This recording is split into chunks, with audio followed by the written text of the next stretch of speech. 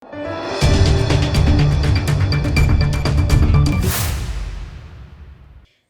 દર્શક મિત્રો, આપ જોઈ રહ્યા છો લોકમૈત્રી ન્યૂઝ। હવે જોઈએ અગત્યના સમાચાર। વડોદરાના કારેલીબાગ રાત્રિ બજારમાં ઘાતક શસ્ત્રો સાથે હુમલાખોરોએ ગત રાત્રિએ આતંક મચાવ્યો હતો। પોલીસે આરોપીઓની ધરપકડ કરી આ મામલે કાયદેસરની કાર્યવાહી હાથ ધરી હતી। વડોદરાના કારેલીબાગ વિસ્તારમાં રાત્રિ બજારમાં ગઈ મોડી રાત્રે 4 સશસ્ત્ર હુમલાખોરોએ તોડફોડ કરતા લોકોમાં નાસભાગ મચી હતી।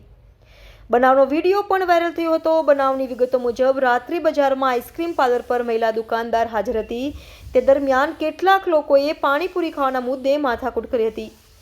ત્યારબાદ 4 હુમલાખોરોએ ધારી અને લાકડી જેવા મારક હથિયારો સાથે અપશબ્દો ઉચ્ચારતા અને બૂમાબૂમ કરતા દુકાનમાં તોડફોડ કરી હતી। બનાવને પગલે પરિવાર સાથે આવેલા ગ્રાહકો તેમજ દુકાનદારોમાં ભારે ગભરાટ ફેલાયો હતો અને નાસભાગ મચી હતી।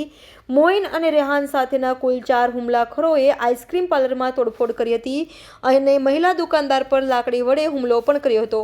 ઉપરોક્ત બનાવ અંગે દિનેશ શર્માએ પોલીસ ફરિયાદમાં કહ્યું હતું કે હુમલાખોરો કાઉન્ટરમાંથી ₹700 પણ લૂંટી ગયા હતા।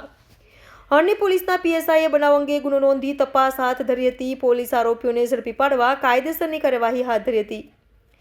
રાત્રિ બજારમાં આતંક મચાવનારે અસામાજિક તત્વો ઝડપાયા છે। હળની પોલીસ સીસીટીવી ફૂટેજના આધારે આરોપીને ઝડપી પાડ્યા। આરોપીઓને મેડિકલ ચેકઅપ માટે એસએસજી દવાખાનામાં લવાયા હતા। સમગ્ર મામલે ડીસીપી ઝોન 3 અભિષેક ગુપ્તા દ્વારા નિવેદન આપ્યું હતું। Bureau report, Lokmaitri news, Vadodara. ગઈકાલે રાત્રે જેવી પોલીસને બનાવની જાણ થઈ, પોલીસ તાત્કાલિક સ્થળે પહોંચી ગઈ હતી। ત્યારબાદ જોઈન્ટ સીપી સાહેબ, ઇન્ચાર્જ સીપી સાહેબની સૂચના અનુસાર અમે લોકોએ અલગ અલગ વિવિધ ટીમો બનાવી, જેમાં ડીસીબીનો સ્ટાફ હતો, ઝોન 3 ઝોન 4ની એલસીબી સાથે હતી અને તથા પોલીસના ડી સ્ટાફની અલગ અલગ ટીમો બનાવી ટેકનિકલ સર્વેલન્સ અને હ્યુમન ઇન્ટેલિજન્સ ગેધર કરી અને ગણતરીના કલાકોમાં તમામ આરોપીને પોલીસે સમયસર પકડી પાડેલ છે તથા ફરિયાદીની વિગતે ફરિયાદ નોંધવામાં આવી છે। જરૂરી યોગ્ય બીએનએસ અંતર્ગત કલમો લગાવીને કાર્યવાહી હાથ ધરવામાં આવી છે। સાહેબ, આરોપીઓ કેટલા પકડાયા? શું નામ તેમનું? ક્યારે જે લોકો?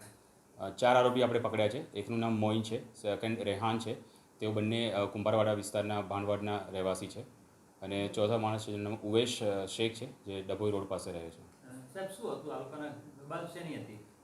તેઓ પાણીપુરીની લારી પર ગયા હતા અને પાણીપુરી જે ખાતી વખતે કંઈ પાણીપુરીના પૈસા આપતી વખતે માથાકૂટ થઈ હતી અને તે માથાકૂટ હેઠળ જેની સાથે માથાકૂટ થઈ તે ભાગતો ભાગતો હેમોના સ્ટોરની અંદર ઘૂસ્યો અને તેને મારવા જતાં દુકાનને ઘણું એ લોકો નુકસાન કરેલ છે। સાહેબ, શું કે આ જે રીતે બનાવો બની રહ્યા છે, આ રીતના હત્યા એમના માટે કઈ રીતની સજાની જોગવાઈ કરવામાં આવી? લૂંટનો ગુનો દાખલ કરવામાં આવ્યો છે, જે ખૂબ જ ગંભીર ગુનો છે, જેમાં સજાનું પ્રાવધાન પણ ખૂબ જ ગંભીર છે। તો પોલીસે કડકમાં કડક કાર્યવાહી કરી છે અને જે તપાસ કરવામાં આવશે તેમાં પણ એકદમ વ્યવસ્થિત તપાસ કરવામાં આવશે કે જેથી એ લોકોને 100% કન્વિક્શન થાય। સાહેબ, આ લોકોના ધંધો શું છે, વ્યવસાય શું કરે છે? જે આજે 3 જણા છે એમાંથી એક જણ છે એ કાર વોશનું કામ કરે છે, એક ફેબ્રિકેશનનું કામ કરે છે અને બાકી એવી છૂટક મજૂરી અને નાના મોટા કામ કરે છે।